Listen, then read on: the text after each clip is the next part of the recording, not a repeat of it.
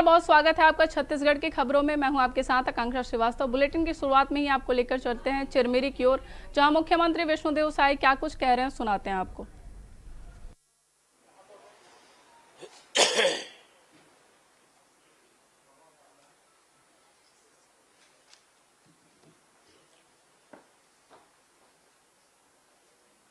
और 2026 के तहत प्रेस कॉन्फ्रेंस का आयोजन किया गया है चिरमिरी में, जहां मुख्यमंत्री साय प्रेस कॉन्फ्रेंस कर रहे हैं।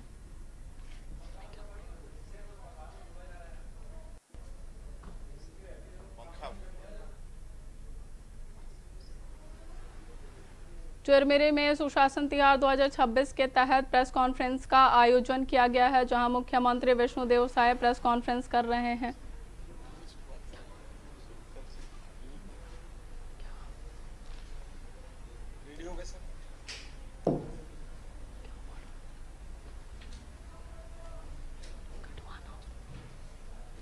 चिरमिरी के आज के प्रेस वार्ता में सभी इलेक्ट्रॉनिक्स और प्रिंट मीडिया के सभी बंधुओं का बहुत बहुत स्वागत, अभिनंदन। और इस अवसर पर हमारे प्रदेश के स्वास्थ्य मंत्री श्री श्याम बिहारी जायसवाल जी भी उपस्थित हैं। हमारे पूर्व मंत्री और विधायक श्री भैयालाल राजवाड़ी जी उपस्थित हैं। पूर्व विधायक, पूर्व संसदीय सचिव श्रीमती चंपा देवी पावले उपस्थित हैं। हमारे सीपीआर रजत बंसल उपस्थित हैं। और आज हमारे हरिभूमि के एडिटर, आईएनएच के भी एडिटर श्री डॉक्टर हिमांशु द्विवेदी जी भी उपस्थित हैं। और सभी बंधुओं का भी मैं स्वागत करता हूं। अभी छत्तीसगढ़ में सुशासन तिहार चल रहा है। पिछले साल भी सुशासन तिहार चलाए थे और इस साल 1 मई से लेकर 10 जून तक ये सुशासन तिहार चलेगा, कुल 40 दिनों का। और इसके पहले अप्रैल महीने में प्रदेश के सभी कलेक्टरों को ये निर्देशित था कि अपने अपने जिले में जितने भी राजस्व के पेंडिंग प्रकरण हैं उनका निपटारा करें। और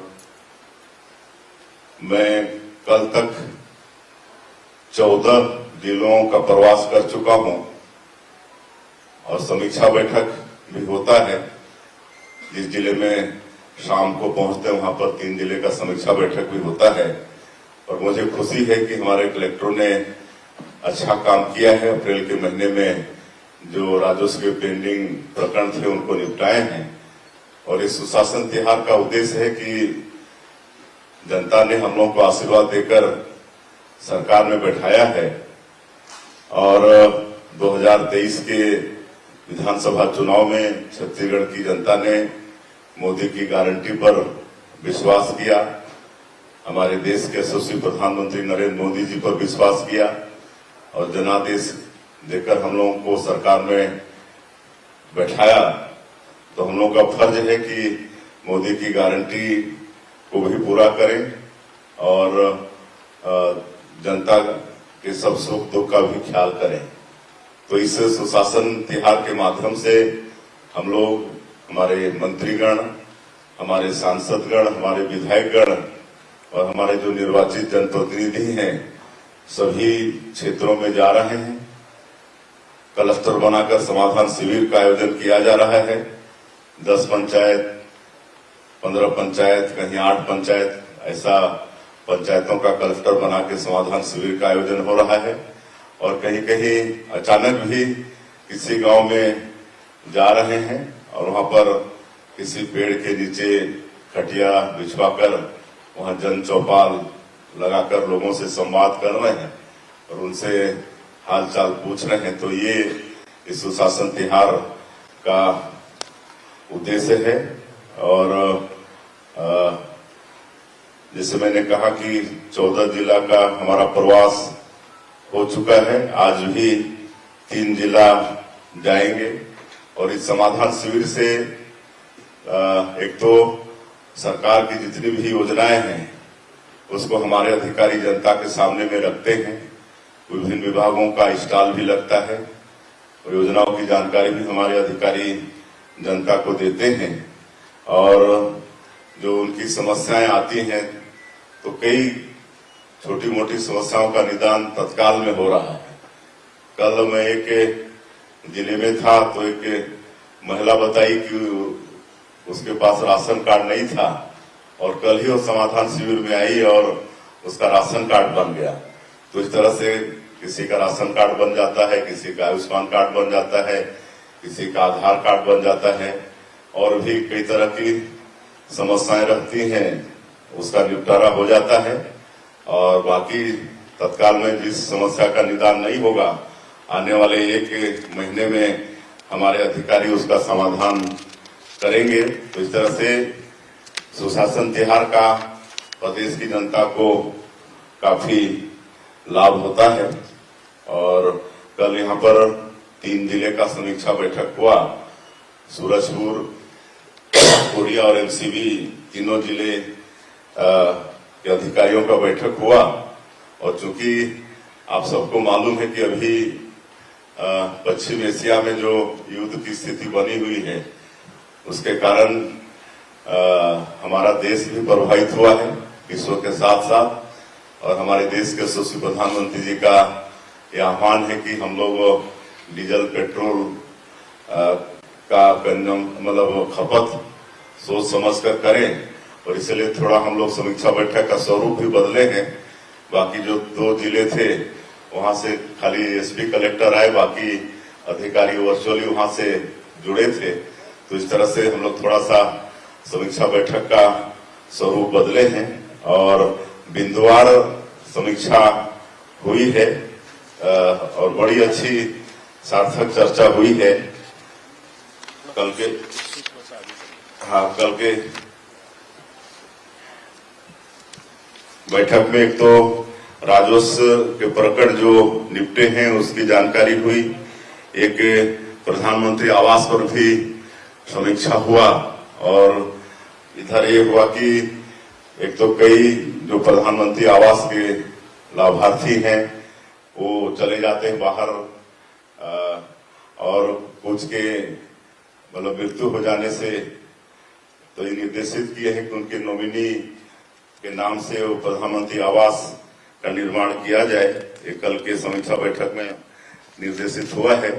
उसी तरह से मातृ मृत्यु दर में भी हम लोग को काम करने की आवश्यकता है। इसलिए स्वास्थ्य विभाग को कहा गया है कि जो संस्थागत प्रसव है उस पर ज्यादा जोर दें, अधिक से अधिक संस्थागत प्रसव हो और फिर जैसे मोदी की गारंटी में हम लोग का ये वादा है कि जो रेडी टू ईट का काम है, जैसे 15 साल अपनी सरकार थी तो महिला स्व सहायता समूह की बहनें इसको करती थी, तो फिर से उसको रेडी टू ईट का काम महिला स्व सहायता समूह को वापस देना है। कई जिलों में, रायगढ़ जैसे जिलों में ये काम सूरजपुर जिले में हो गया है, बाकी जिलों में भी इसको करने के लिए निर्देशित किए हैं।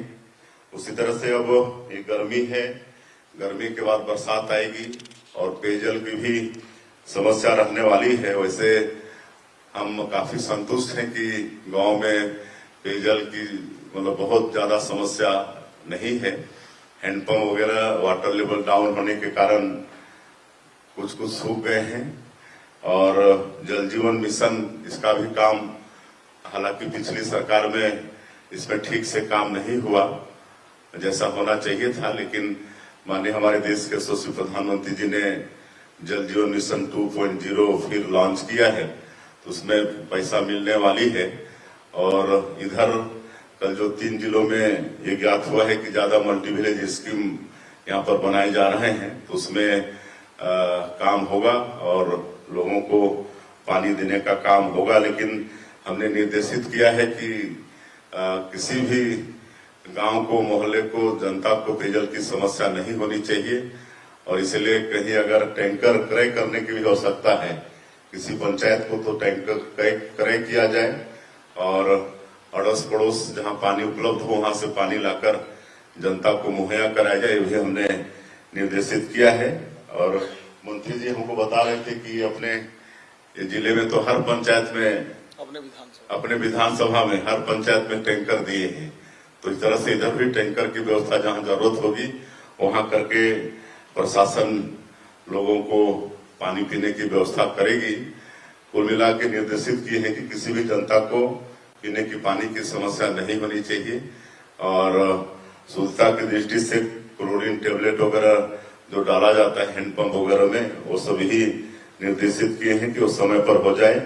और चूंकि ऐसे समय में जो गर्मी और बरसात का ज्वाइंट होता है, मौसमी बीमारी भी फैलने की आशंका रहती है, तो कल ये निर्देशित हुआ है कि सभी पीएचसी, सीएचसी और जो प्राथमिक स्वास्थ्य गांव का जो उप स्वास्थ्य केंद्र होता है उस सब में दवाई की व्यापक व्यवस्था हो, समय पर मतलब भागा दौड़ी मत हो, इसकी भी मतलब निर्देशन हुआ है।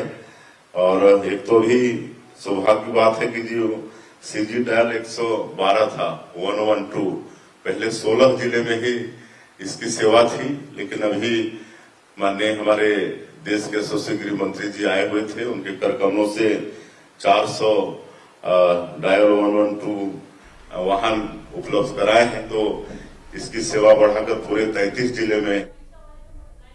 खबरें यूं ही जारी रहेंगी, रुकते हैं एक छोटे से ब्रेक के लिए। ब्रेक के बाद फिर से स्वागत है आप सभी का। बढ़ते हैं खबरों की ओर। खबर रायपुर से है, जहां राजधानी में लंबे समय से प्रतीक्षित कचना ओवरब्रिज आज से जनता के लिए खोल दिया जाएगा। मुख्यमंत्री विष्णुदेव साय शाम 6 बजे इसका लोकार्पण करेंगे। करीब 49 करोड़ रुपए की लागत से तैयार यह ओवरब्रिज शंकर नगर और खमहारडीह मार्ग पर लगने वाले ट्रैफिक जाम को कम करने में अहम भूमिका निभाएगा। माना जा रहा है कि इससे रोजाना हजारों वाहन चालकों को सुगम आवागमन की सुविधा भी मिलेगी। उद्घाटन कार्यक्रम को देखते हुए ट्रैफिक पुलिस ने शाम 5 बजे से रात 8 बजे तक कई मार्गों पर डाइवर्जन लागू किया है। वहीं आपको बता दें कि लोगों से वैकल्पिक मार्गों का उपयोग करने की अपील की गई है, ताकि कार्यक्रम के दौरान यातायात व्यवस्था सुचारू रूप से बनी रहे। आपको बता दें कि प्रशासन ने नागरिकों से सहयोग करने की भी अपील की है।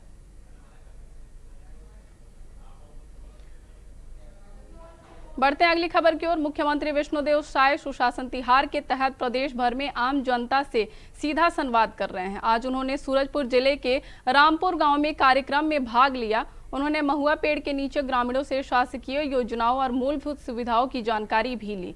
इसके बाद मुख्यमंत्री ने निजी ग्रामीण मारावी परिवार के घर बच्ची साक्षी सिंह मारावी का नामांकन किया और अन्नप्राशन संस्कार किया। इसके बाद से सुशासन तिहार कार्यक्रम में शामिल भी हुए। वहीं आपको बता दें कि योजनाओं के लाभार्थियों से मुख्यमंत्री ने संवाद किया। उन्होंने बताया कि 40 दिन तक चलने वाले कार्यक्रम के दौरान शहरी और ग्रामीण जनता से सीधे संपर्क कर योजनाओं की जानकारी ली जा रही है। 66 करोड़ रुपए से अधिक के विकास कार्यों का लोकार्पण और शिलान्यास भी मुख्यमंत्री द्वारा किया गया।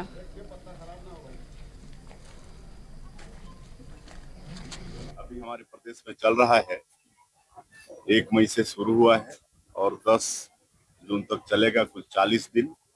और 40 दिन में शहरी क्षेत्र और ग्रामीण क्षेत्र में समाधान शिविर का आयोजन कर रहे हैं। इसी तरह से क्लस्टर बना के आज यहाँ पर 18 ग्राम पंचायत के लोग आए हुए हैं एक क्लस्टर में, और इसमें सभी लोगों से मिलते जुलते हैं, उनसे फीडबैक लेते हैं कि सरकार की योजनाओं का लाभ उनको कितना मिल रहा है, राशन समय पर मिल रहा है कि नहीं, पेयजल की व्यवस्था है कि नहीं, बिजली रहती है कि नहीं, ये सारा फीडबैक उनसे ले रहे हैं। और मुझे बताते हुए खुशी हो रही है कि मेरा 11वें जिले का प्रवास है, ये 11वां जिला सूरजपुर में हूँ। और इसके पहले हम एक तेंदुपत्ता का फड़ भी देखने गए थे, संग्राहक बहनों से मुलाकात भी की, उनको चरण पादुका भी वितरित किए हैं। तो उनसे सबसे पूछ रहा था, तो यहाँ पर राशन भी आ रहा है, पेयजल की भी व्यवस्था है थोड़ी बहुत कहीं पर, क्योंकि आजकल वाटर लेवल डाउन हो रहा है। तो मल्टी विलेज स्कीम जो जल जीवन मिशन का है उसमें भी ये गांव शामिल है और काम चल रहा है। तो आने वाले समय में माननीय प्रधानमंत्री जी जो घर घर नल द्वारा पानी देना चाहते हैं, उसके माध्यम से यहाँ भी पानी पहुंचेगा। तो कुल मिला के हम ये कह सकते हैं कि जो हम लोग सरकार के माध्यम से लोगों की सेवा करना चाहते हैं, तो उसको कर पाने में हम लोग सफल हो रहे हैं। अब बढ़ते अगली खबर की ओर। दुर्ग से एक बड़ी खबर सामने आ रही है, जहां दुर्ग में एक ही परिवार के 4 लोगों की मौत हो गई है। जी हां, हम आपको बता दें, दुर्ग में एक ही परिवार के 4 लोगों की मौत हुई है। आर्यनगर में पति पत्नी और 2 बच्चों के शव मिले हैं। आर्यनगर में पति पत्नी समेत 2 बच्चों के शव भी मिले हैं। आशंका जताई जा रही है कि पारिवारिक विवाद के चलते आत्महत्या हुई है। मौके से सुसाइड नोट मिला है, जिसके बाद पुलिस मामले की जांच में जुटी हुई है। दुर्ग के आर्यनगर इलाके में एक ही परिवार के 4 सदस्यों की मौत से इलाके में सनसनी फैल गई है। आपको बता दें कि मामला मोहन नगर थाना क्षेत्र का है, जहां सुसाइड की सूचना मिलने पर पुलिस और एफएसएल टीम मौके पर पहुंची है और जांच शुरू कर दी गई है। पुलिस के अनुसार 45 वर्षीय गोविंद साहू और उसकी पत्नी चंचल साहू फांसी के फंदे पर लटके मिले थे। वहीं उनकी 13 वर्षीय पुत्री और 11 वर्षीय पुत्र मृत अवस्था में पाए गए थे। पुलिस के प्रारंभिक जांच के अनुसार बच्चों की मौत जहरीली पदार्थ के सेवन करने से होने की आशंका जताई जा रही है। घटनास्थल का निरीक्षण वरिष्ठ पुलिस अधीक्षक विजय अग्रवाल के साथ अन्य पुलिस अधिकारियों ने निरीक्षण करना शुरू कर दिया है। मौके पर एफएसएल यूनिट की टीम पहुंची है और मामले में आगे की जांच जारी है।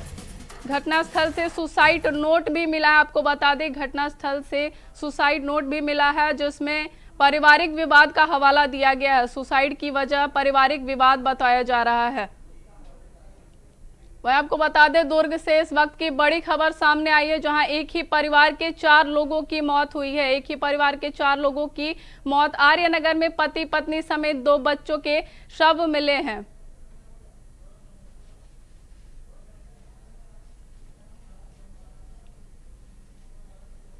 वहीं इस खबर पे ज्यादा जानकारी देने के लिए हमारे साथ जुड़ रहे हैं हमारे सहयोगी दुर्ग से श्रीकांत दास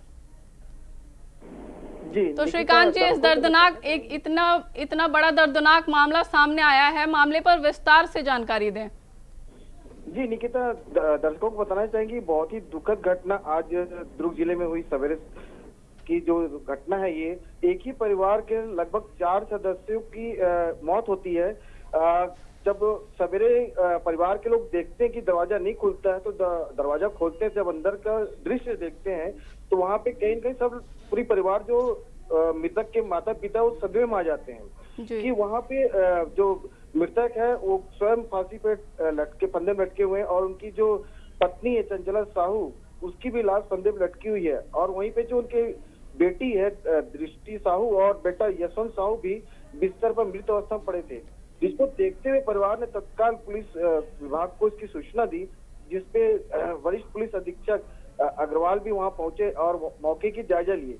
यहाँ पे बताना चाहेंगे कि दर्शकों की जो घटना है आज सवेरे की है और जो परिवार शुरुआती जांच में सामने आया पूछताछ में कि आर्थिक तंगी का मामला बताया जा रहा है इसको। श्रीकांत जी, मौके से सुसाइड नोट मिला है, उससे क्या कुछ खुलासा हुआ है? सुसाइड नोट में क्या कुछ लिखा हुआ पाया गया है? जी, अभी पुलिस विभाग ने उसको अपनी कस्टडी में सुसाइड नोट को रखा हुआ है और अभी पुलिस कुछ भी बताने सुसाइड नोट में क्या है वो खुलासा नहीं की है। आने वाले समय में शायद इसकी खुलासा भी पुलिस विभाग के द्वारा किया जाएगा। आपको बताते चले कि अभी कुछ दिन पहले ही परिवार तिरुपति बालाजी के दर्शन करके लौटा था और कहीं न कहीं आपसी विवाद का बताया जा रहा है कि उसमें पारिवारिक विवाद जो सूत्रों के हिसाब से जो खबर आ रही है सुसाइड नोट में पारिवारिक विवाद का मामला आ रहा है। जी तमाम जानकारी के लिए आपका बहुत बहुत धन्यवाद हमारे साथ जुड़ने के लिए। फिलहाल आज के बुलेटिन में बस इतना ही। देश और दुनिया की तमाम खबरों के लिए देखते रहिए इंडिया वॉइस। नमस्कार।